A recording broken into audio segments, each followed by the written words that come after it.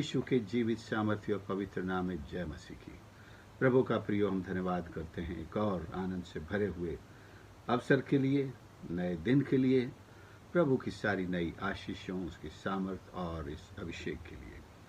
प्रियो, हमारा प्रभु हमेशा हमारे ही लिए प्रतिदिन चिंता करता है, हमारा बोझ उठाता है, हमारी अगुवाई करने वाला परमेश्वर है। और ऐसा शुभ चिंतक आपको कहीं नहीं मिलेगा। हमारे परिवारों में भी अच्छे एक से बढ़कर के शुभ चिंतक होते हैं, लेकिन कई बार शुभ चिंतक होते हुए भी उनकी अपनी सीमाएं होती हैं, जो वे करना चाहते हैं नहीं कर सकते हैं।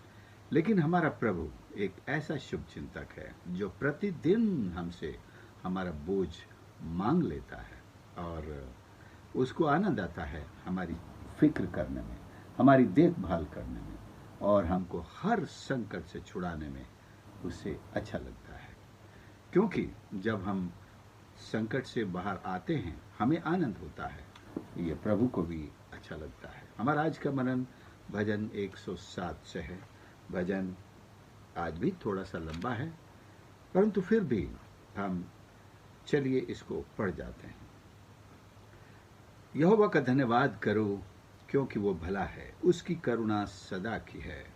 यहोवा के छुड़ाए हुए ऐसा ही कहें, जिन्हें उसने शत्रु के हाथ से दाम देकर छुड़ा लिया है और उन्हें देश देश से, पूर्व पश्चिम उत्तर और दक्षिण से इकट्ठा किया है।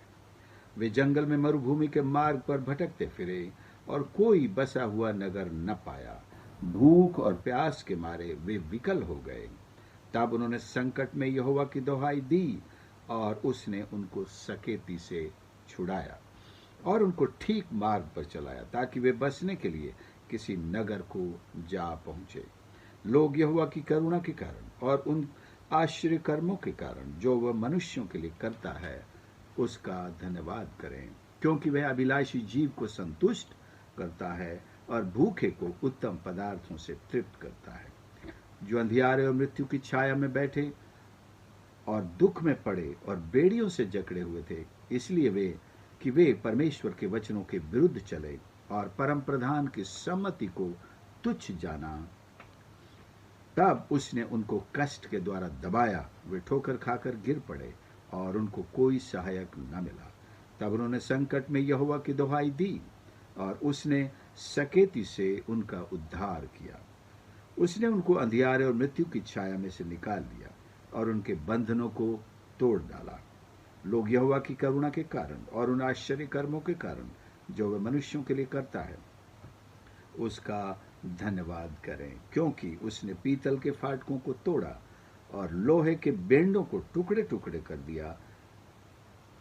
आमीन। हम 16 पद तक आज मनन करेंगे और इसके बाद अगले मनन में हम चलेंगे।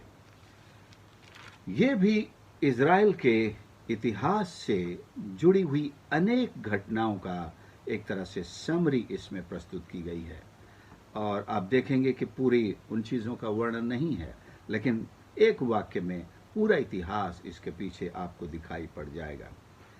लेकिन मूल मुद्दा यह है कि यहोवा का धन्यवाद करो, क्योंकि वो भला है।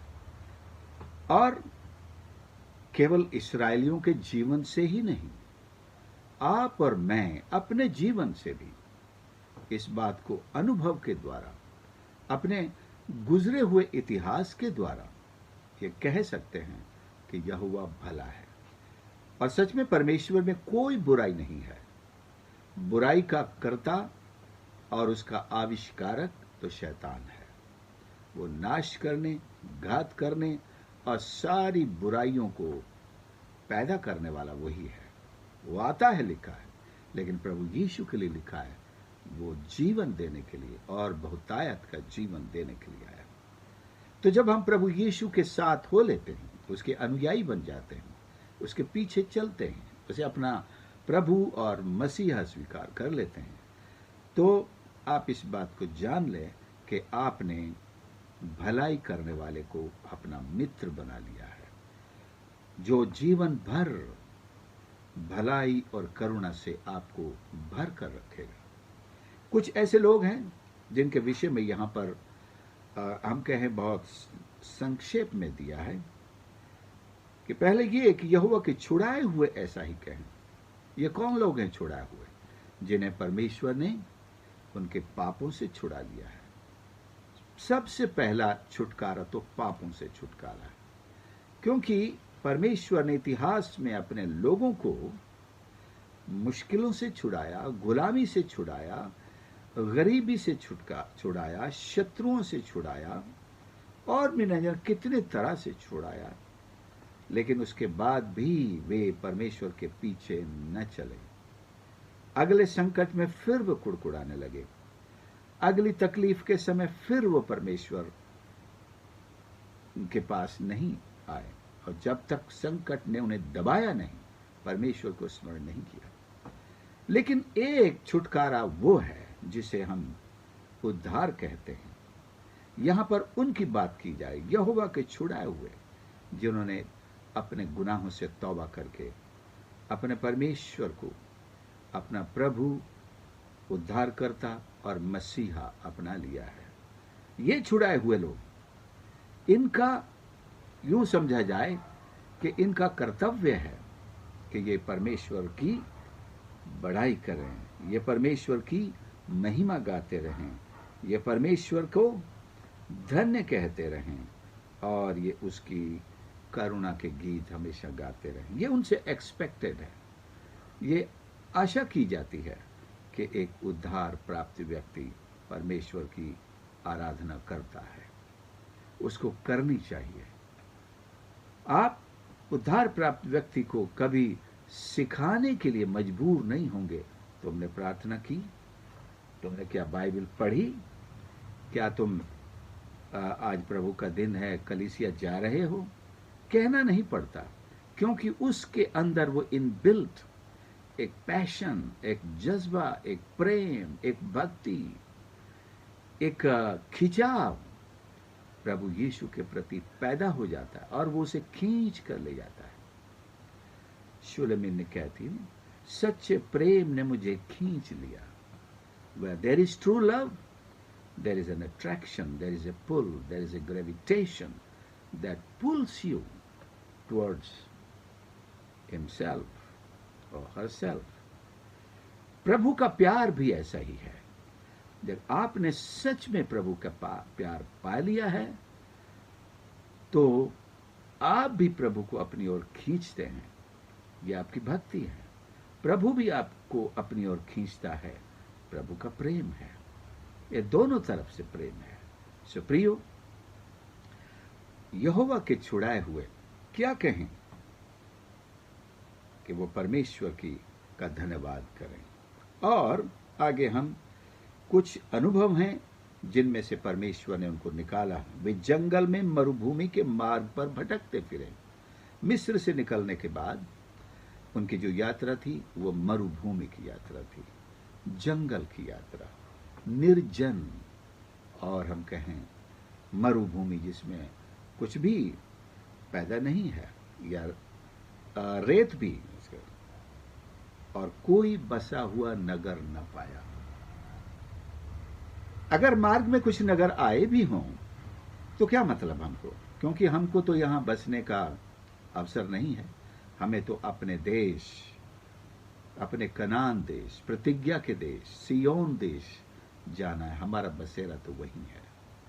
तो ये लोग परमेश्वर के छुड़ाए हुए, जिनको परमेश्वर ने मिस्र की गुलामी से छुड़ाया, और अब अपने ही नगर में, अपने ही देश में प्रभु उन्हें स्थायी रूप से बसाने के लिए लिए जा रहा है। और ऐसा नहीं कि जंगल में सब मंगल था। मंगल तो था, सच में कहें तो जंगल में मंगल था, लेकिन इन लोगों ने कई बार कुड़कुड़ा कर परमेश्वर को नाराज किया और उस मंगल को अमंगल कर डाला, उस जंगल को अमंगल कर डाला, मौत का जंगल बना दिया। कई बार मौत इनके सर पर आई, कितने तो मारे भी गए। उसके कई उदाहरण है। जंगल में कितने लोग मारे गए, सांपों से भी डसे गए, और आगे चलकर लड़ाइयों में भी जब इन्होंने परमेश्वर पर भरोसा नहीं किया, वहां भी मारे गए। और लेकिन परमेश्वर का साथ जो होता है और हम पहचानते हैं और नम्र हो करके उसको ही साथ लिए चलते हैं, तो कैसा भी जीवन का जंगल हो, मंगल ही मंगल होता है। सकेती से छुड़ाया, तो जैसे सकेती का मतलब है कुछ भी है नहीं, हमारे पास कुछ नहीं है, तो उनको और ठीक मार्ग पर चलाया। परमेश्वर ने उनको सही मार्ग पर चलाया, एक मार्ग जो सच्चाई की ओर ले जाता है, एक मार्ग जो जीवन की ओर ले जाता है, एक मार्ग जो असली मार्ग है, जो परमेश्वर से मुलाकात की ओर ले जाता है।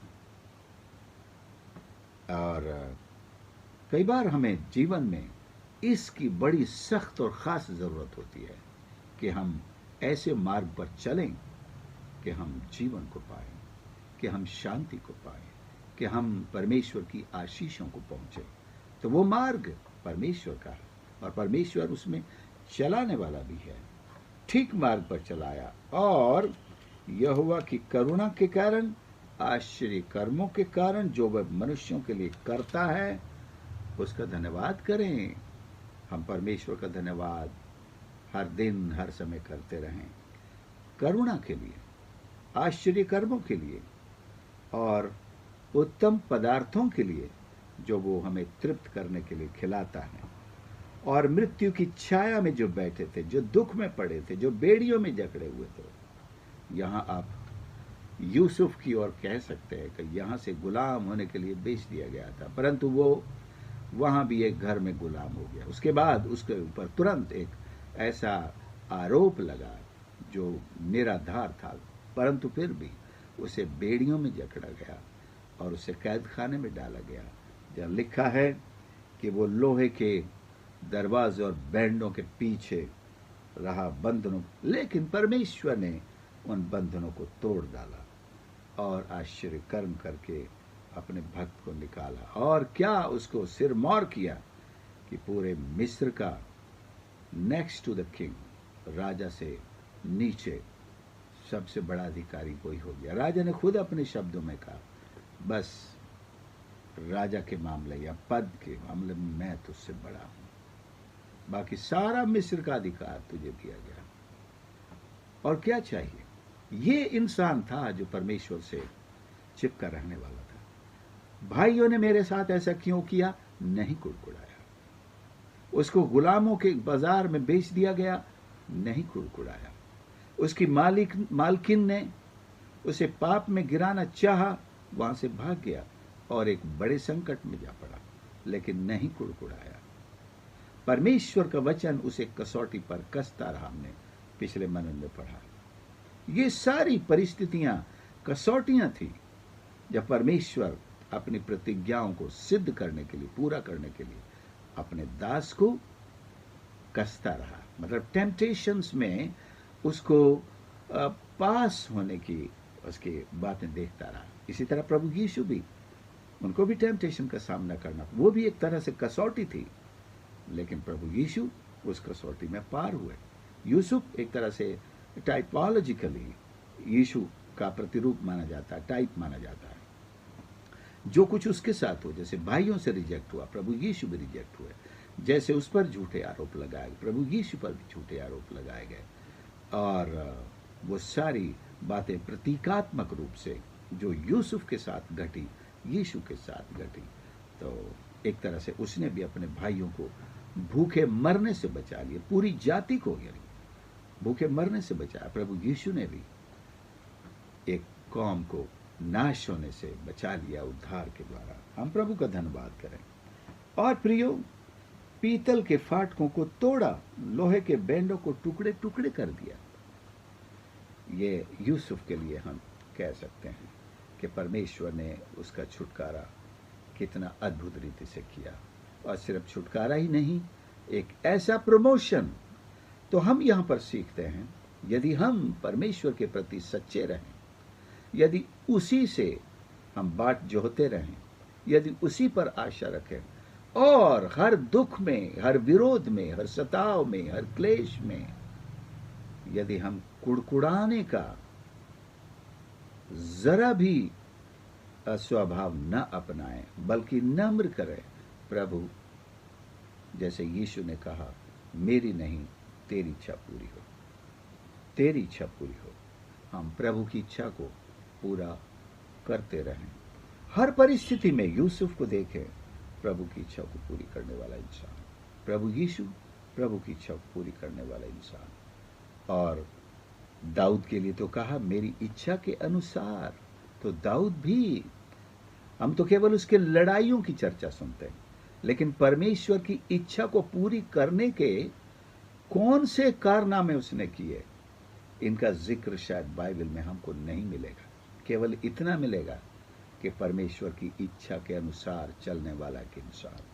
हम सोचते हैं कि उससे ये गलती हुई, उससे ये गलती हुई, उससे ये गलती हुई, उसने ये भजन लिखा, उसने ये गीत गाया, इतनी चीजें हम जानते हैं, लेकिन वो volumes of the life of David are not available, that when he followed और when he went after the will of God.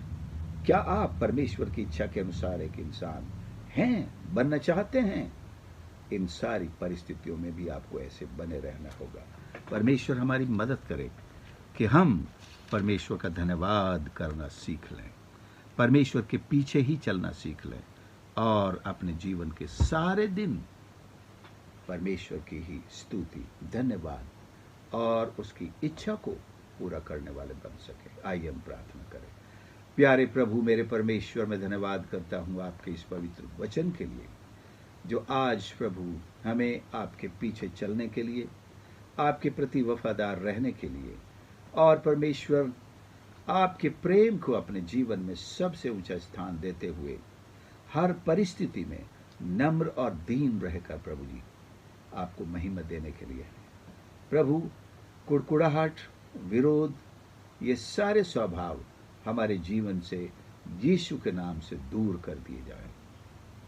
यदि आज सुनने वालों में कोई ऐसा है जो अपने ऐसे स्वभाव से परेशान है, कुड़कुड़ाने के स्वभाव से, क्रोध करने के स्वभाव से, और ईश्वर पर और दूसरों पर आरोप लगाने के स्वभाव से, या परीक्षाओं में स्थिर न रहने से परेशान है, तो परमेश्वर हमारी प्रार्थना है, तू हाथ बढ़ाकर छू ले, अपना अनुग्रह बढ़ा कर दे दे। परमेश्वर, तेरा अनुग्रह काफी है जो हमें संभालता है, और तेरा वचन हमें परमेश्वर हर मुसीबत से, हर परीक्षा में सफल होने की आशीष और मार्ग और शांति प्रदान करता है। हर एक सुनने वाले को आशीष कर परमेश्वर। आपकी उपस्थिति आज हम सबके साथ बनी रहे, आपकी अगुवाई हमारे साथ बनी रहे, हमारे हर कार्य में आप सफलता प्रदान करें परमेश्वर, और हमारे चलने फिरने, उठने और बैठने में आपकी सुरक्षा हमारे साथ बनी रहे। हर प्रकार की शैतानी, अंधकार की शक्तियों को, दुष्ट आत्माओं को, दुर्घटना की दुष्ट आत्माओं को प्रभु यीशु के नाम से हर एक सुनने वाले के जीवन से मैं दूर होने का आदेश करता हूं। परमेश्वर, प्रार्थना करता हूं परिवार के छोटे बच्चों के लिए भी, खुदावंद उन्हें अपनी उपस्थिति में, अपने ज्ञान में, अपने अनुग्रह में, आपके डील डॉल में बढ़ने का अनुग्रह प्रदान कर, और सबको छूकर अच्छा स्वास्थ्य और दीर्घायु दे। परमेश्वर, आपकी महिमा हम सब के जीवनों से निरंतर होती रहे। धन्यवाद के साथ ये प्रार्थना अपने उद्धार करता प्रभु यीशु के नाम से मांगते हैं, आमीन। प्रभु आप सबको आशीष करे। इस संदेश को आपने सुना, मुझे बड़ी खुशी है, और मेरा निवेदन है कि दूसरों के साथ ज़रूर शेयर करें, और यदि आपने इसे सब्सक्राइब नहीं किया है तो प्लीज़ इसे सब्सक्राइब ज़रूर करें, और ताकि आपको प्रतिदिन ये समय पर पहुंचता रहे, और परमेश्वर की आशीष आपके जीवन पर बहुतायत से बनी रहे। God bless you.